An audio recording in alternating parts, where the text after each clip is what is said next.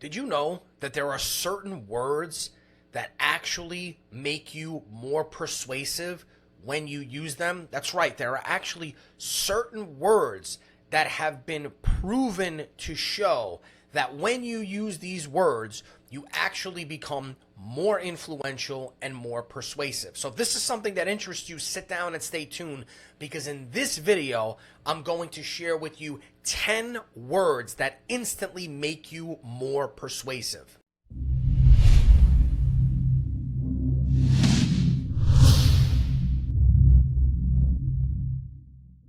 First is the word you. So, the two of the most used words in the entire English language by most people are I and me. And the reason for that is that people love to talk about themselves. Look, in an earlier video, I shared 20 persuasion lessons in less than an hour. And in one of those lessons, it is that people care more about themselves most of the time. What I mean by that is that we are a self-preserving species with survival mechanisms built into us. Just like when you get on an airplane and they tell you if the plane starts going down and the oxygen masks come down, put your oxygen mask on first, because you can't save anyone else unless you save yourself first. So this is something that is hardwired into us. At the same time, most people have a deep desire to feel accepted, understood, and valued. And so when you give them an opportunity to talk about themselves, or you frame the entire interaction with them in such a way that it is about them, you instantly become more influential and more persuasive. And so you do this by using the word you. So anytime you are having a positive interaction with someone about something, you want to use the word you, because that's going to tailor the entire interaction toward them and make it feel like everything is about them and that you have their best interest at heart. Now, there's a caveat to this. Why did I say when you are having a positive interaction? The reason is because if you use the word you in a negative context when you're having a conversation with someone, it could make them more resistant. So here's what I mean by that. Let's say you have to reprimand somebody for doing something, or you need to reprimand them because they didn't do something. So let's say you are in a business partnership with someone and their responsibility was to post 5 social media videos last week and they didn't. And you need to now confront them about the fact that they didn't do it. Well, depending on your relationship with this person, you might not want to offend them. Maybe it's the first time they did it. Maybe it was an innocent mistake. So instead of saying, why didn't you post the videos last week? You would instead say something like, why didn't we post the videos last week? Or was there a reason why we didn't post the videos last week? So what you do is you shift the frame and the perception slightly from it being about them to it being about the both of you. In other words, like you're both in it together. This is important because it shows you how powerful the word you is. When you use it in a positive context, you make the person feel good. When you use it in a negative context, you make the person become resistant. Hey guys, if you enjoy this type of content, make sure you subscribe to the channel and hit that bell notification so you get updated when I release more videos like this. It really does help the algorithm. And make sure you click the first link in the description so you can get access to a free resource I've set up just for you. Word number 2 is the word because. So this is a word that has been hardwired into us since we're children, which lets us know the reason why something is being done or gives a justification for something, even if that justification isn't valid. So I know when I was growing up and I would ask my mother for something over and over again that she didn't want to give me, she would say no, and I would say why, and she would say because I said so. And so this is something that for many people becomes ingrained in their subconscious, and in such a way that it makes them feel like the word because equals a justification, even if there is really no logical justification involved. The word because is that powerful. In fact, in the book Influence, written by Dr. Robert Cialdini over 40 years ago, he talks about the famous experiment where they put a woman in line with a bunch of other people that were waiting to make copies, and they wanted to test the compliance rates from people allowing her to cut the line based on the way she phrased the question. And so when she asked the people, let's say, for example, can I cut the line? Let's say 20 people, 20% of people would let her cut the line. When she said, can I cut the line because I'm in a rush, 50% of people let her cut the line. When she said, can I cut the line because I'm in a rush, because I need to make some copies, 80% of people let her cut the line.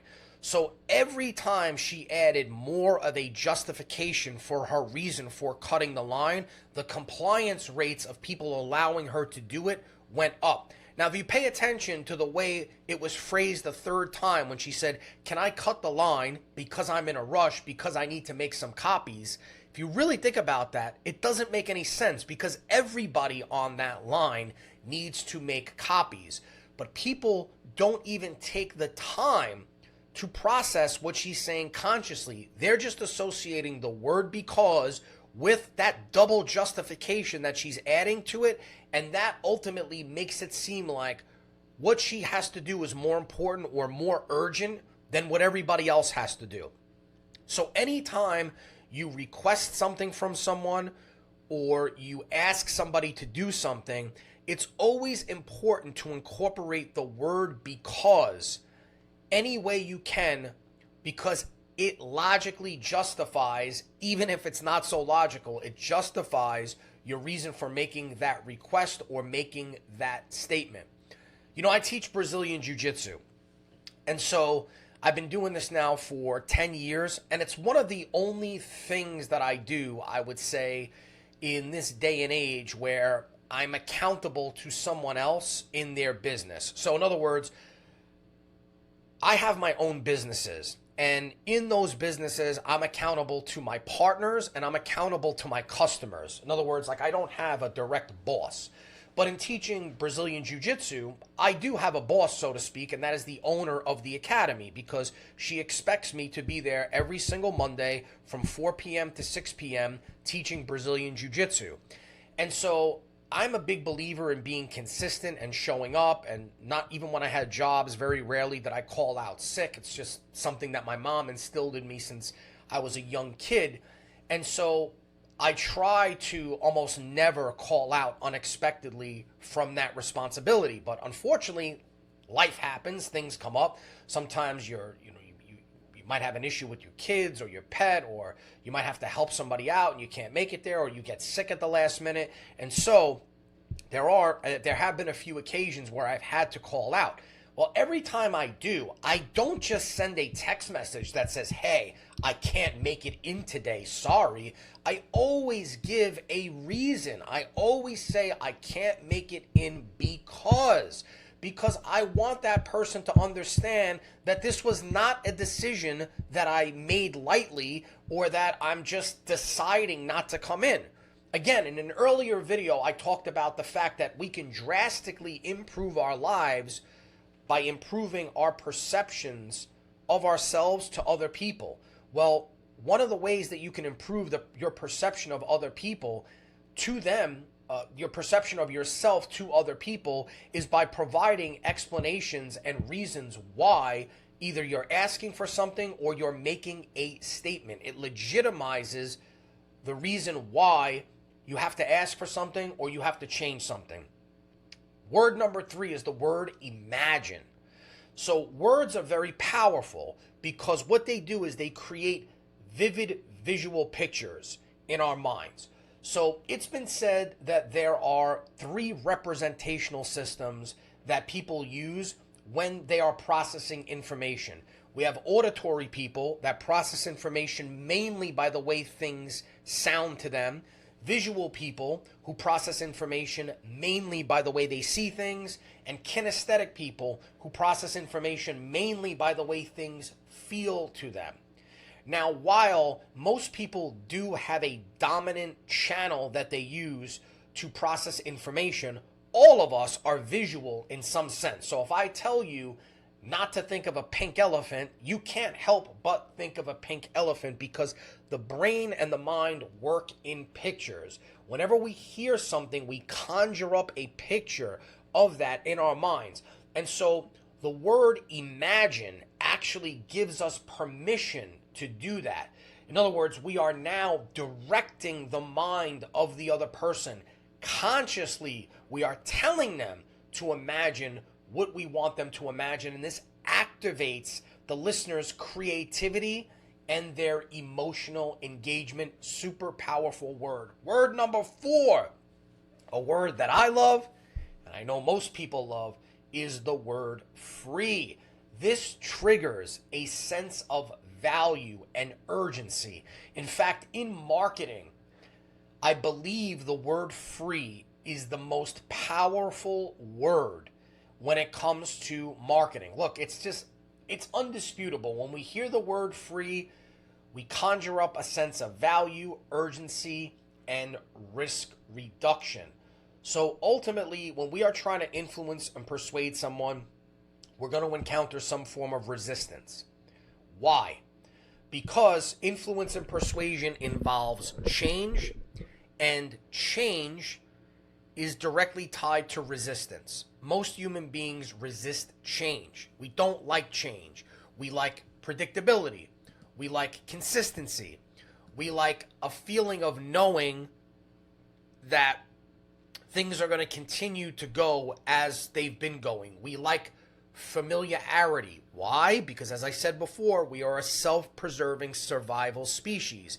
And one of the ways that our brain tells us that we are surviving is by identifying things that are familiar to us. Because if something is familiar to us, that means it hasn't killed us yet, so that probably means that it's good for us. Whereas new things sometimes can be scary, and when we're trying to influence or persuade someone, most of the time we're asking them to change something, we're introducing something new, and that triggers that feeling of resistance. Now, that feeling of resistance as it relates to influence and persuasion is typically based on 3 things. It's based on the amount of risk that is involved for that person if they say yes, so what they stand to lose in terms of time, money, energy, resources. Conversely, what the payoff is in terms of if they say yes, what is the payoff going to be in relation to that risk? And then the third thing that influences their level of resistance is you or me. Is the person actually communicating with that other person? How much do they trust us? How much do they believe what we're saying? What kind of vibe are they getting from us, etc.? And so all that is to say that the word free pretty much eliminates all of the issues associated with those things.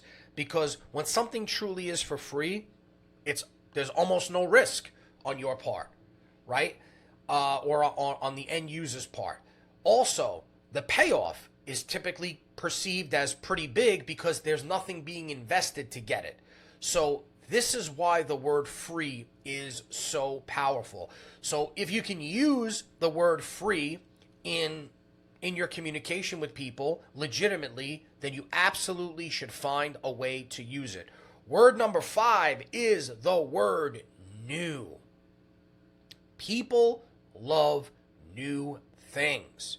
People are attracted to novelty. Think about it. Are you more interested in getting the iPhone that dropped 5 years ago or the iPhone that is about to drop? When you walk into an appliance store and you see the TVs that have all the new technology in them, are you more interested in those things, or are you more interested in the older TVs that don't have the apps built into them, that weigh 100 pounds? Obviously, you're attracted to the new thing. People are attracted to new and novel things. Here's the reason why. New causes a pattern interrupt in the brain. So again, circling back to what I said before, Our brain is a survival mechanism, and one of the ways that it makes sense of the world is through familiarity. So when we are experiencing things that are familiar to us, for the most part, our brain is operating on autopilot, meaning it's taking in the data and then it's looking for a way to cross-reference that data with all the previous data in our brain and then file it away. And most of the time, this happens subconsciously because it's a way of preserving our cognitive resources. In other words, it saves us mental energy. Well, when something new is presented to us, that pattern gets interrupted and it gets broken because the brain hasn't recognized this thing, or it hasn't figured out what box to put it in, or it hasn't figured out a way to file it away. So it engages our brain and makes us pay attention. So this is why the word new is so powerful. It instantly sparks curiosity and attention. You know, one of the most famous marketing lessons I learned from one of my mentors was that new is better than better. So if you are in the business of selling something, providing a service or a product that truly helps people in some capacity, and you have the best version of that thing on the market, that's great. And you should always have the best version of it, and you should certainly believe that you have the best solution for other people. But the reality is, the end user isn't always attracted to the best version. They're more attracted to the new version. So if you can find a way to present what you have as new and different, then you're likely to succeed in the best way possible, because now you can actually get that best version of your thing into the hands of the end user. Number 6 is the word easy. So look, the reality is human beings are attracted to easy things, and they are typically repelled from difficult things. Easy reduces resistance by reassuring simplicity and accessibility in something. Now look, the reality is not everything in life is easy, and certain things should not be easy, and in certain contexts, people are attracted to the things that are not easy. But they're typically attracted to those things as they relate to familiarity. So let me explain what I mean by that. I do Brazilian Jiu-Jitsu, and I also work out with kettlebells. Neither of those things are easy. And I know that they're not easy. And I am attracted to the fact that they are difficult, and I respect the fact that they are difficult, and I know the reward and the payoff that come with the difficulty of those things. But it's the difficulty of those things under the context of me knowing exactly what they are and what they are about. If I didn't know anything about those things and they were presented to me as difficult, I would feel a different way about them, and I would probably be more resistant to them. Now, that doesn't mean I wouldn't do them, right? Obviously, both of those things were unknown to me at one point, and yet still difficult at the same time, and yet I still tried them and did them. But what I will say is that when I first started both of those things, I was way more resistant to them because they were unfamiliar and difficult to me. As something becomes familiar to you, the difficulty of it changes. The perception of the difficulty changes of it. But for the most part, most people are attracted to easy things. Look, this is again just something that is hardwired into us, where we as a human species are always looking for the best way to do something, the most superior way to do something. And one of the ways that we judge the superiority of something is based on how easy it is to do. So if I have a way of creating YouTube videos that is much simpler and much easier than the way everybody else does it, well then why wouldn't I want to do that? Because ease is associated with time saving. And so if I can achieve the same task in a shorter amount of time because it's easier, why would I not want to do that? It's almost silly to not want to do that. So if you can legitimately frame what you are offering as easy or easier than the way everybody else does it, you should absolutely do it. Number 7 is the word proven.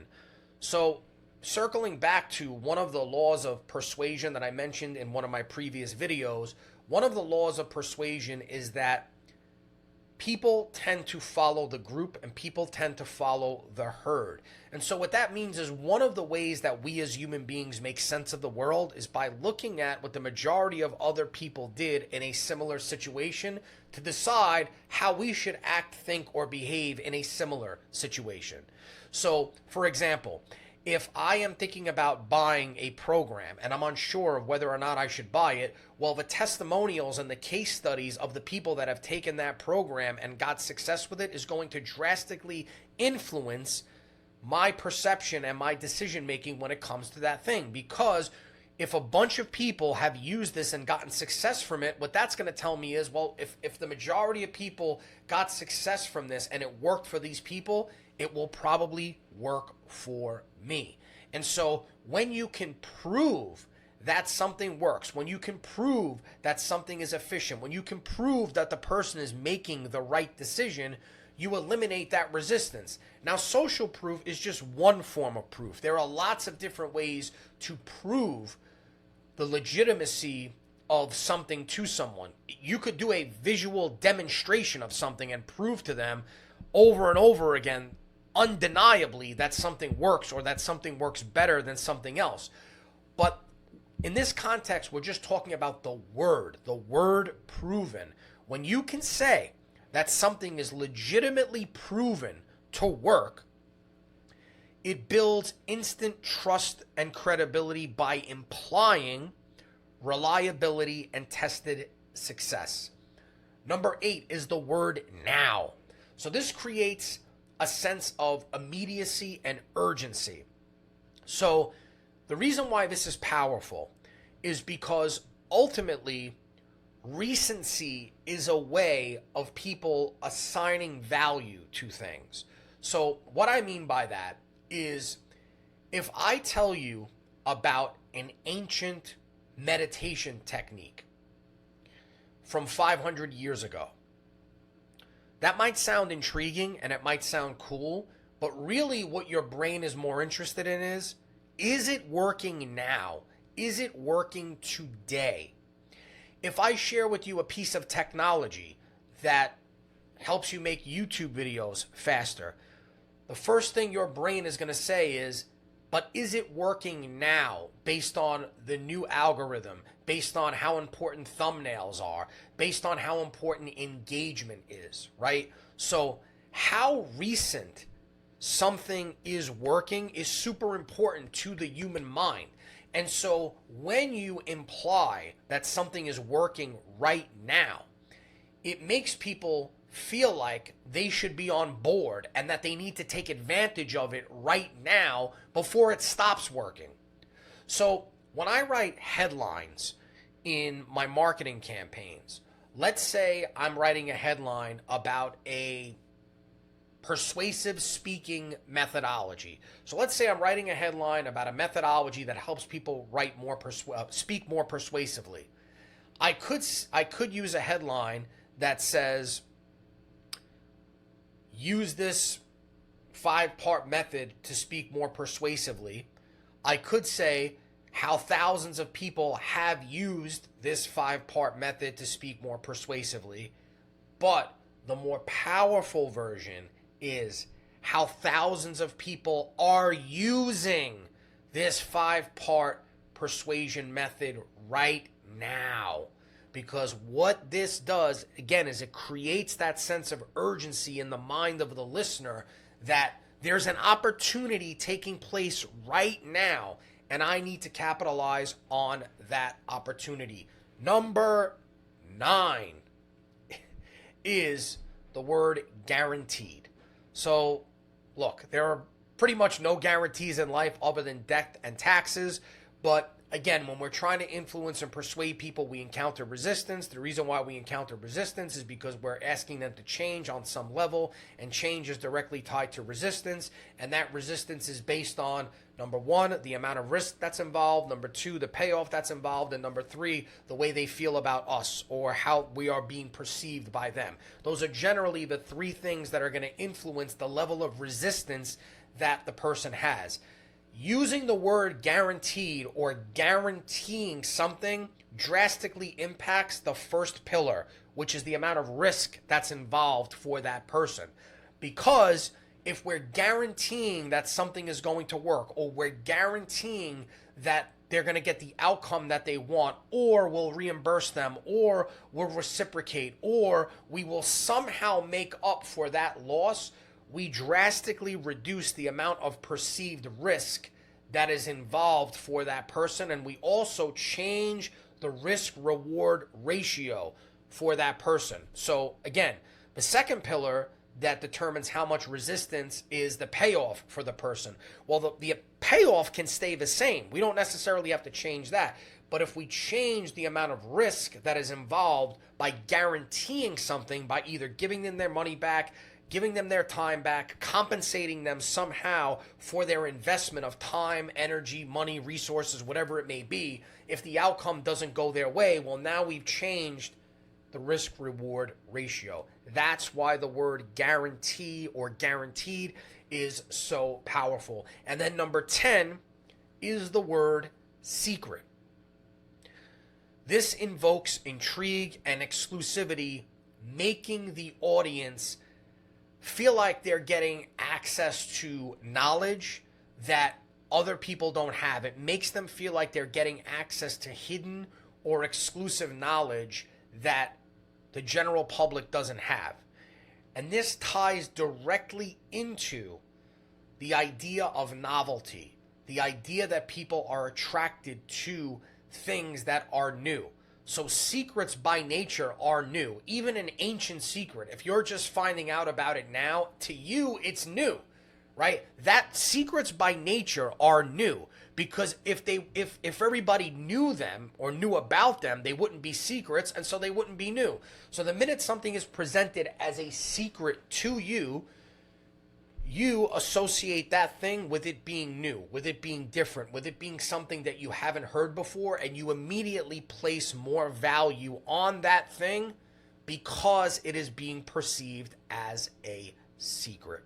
Guys, if you enjoyed this video, give me a thumbs up because it really helps the algorithm. Let me know in the comments what you thought, and if overall you enjoy this type of content, hit that subscribe button and make sure you hit the bell notification so you get updated when I release more videos like this.